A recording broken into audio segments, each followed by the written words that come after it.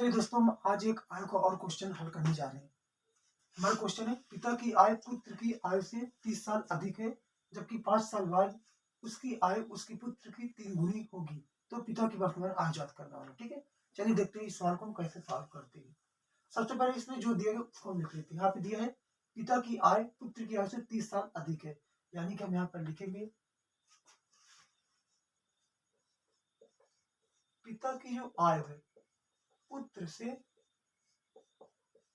30 साल अधिक भी है। ठीक है, ये हमें दिया है तो हमें इतना लिख, हम इसको इस प्रकार लिख सकते हैं,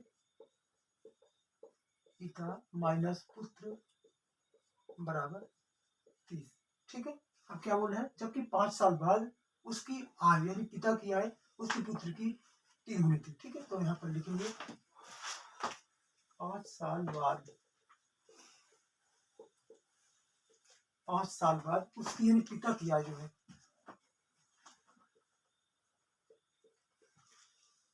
पिता की जो आय है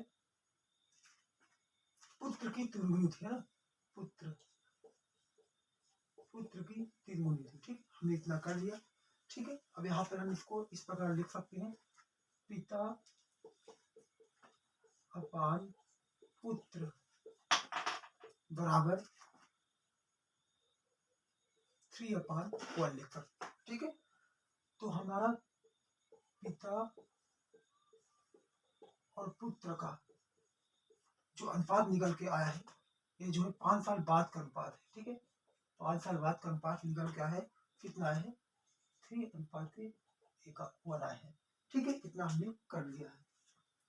तो हमें क्या करना है, उसकी आय 5 साल बाद उसकी आय उसकी पुत्र की 3 गुनी होगी, तो पिता की वर्तमान आय ज्ञात करना होगा।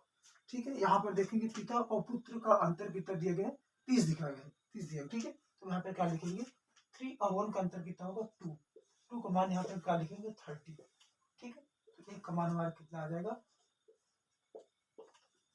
15 आ जाएगा। ठीक है, तो हमें पिता की वर्तमान आय ज्ञात करना है, तो हम देखेंगे पिता हमें का अनुपात 3 दिया गया। ठीक है, तो 3 का मान हमारा कितना आ जाएगा, 45। ये जो है तो 5 साल बाद की बातें हुई। ठीक है, तो 5 साल पहले आएंगे दोस्तों, तो 45 में हम 5 साल माइनस कर देंगे तो कितना आ जाएगा, 40।